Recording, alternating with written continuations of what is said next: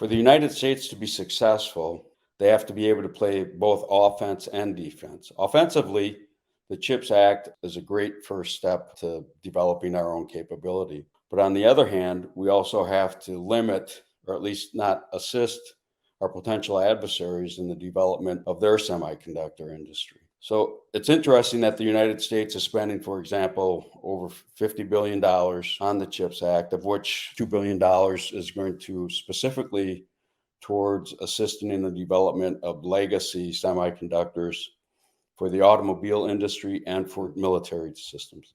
It does not make a lot of sense then to develop these systems in the United States while we continue then to provide China with the semiconductor manufacturing equipment that it would need to also develop these same semiconductors and the legacy systems.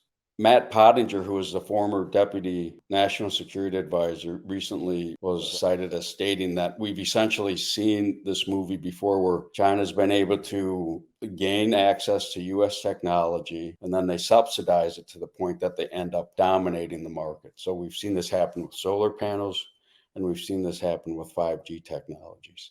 When you compare those technologies then with the significance of semiconductors, I would argue it's a significant risk to our national security to let China develop the capabilities then where they could dominate the legacy semiconductor market and then put us and our partners and allies under duress by limiting our ability to obtain what we're calling legacy semiconductors.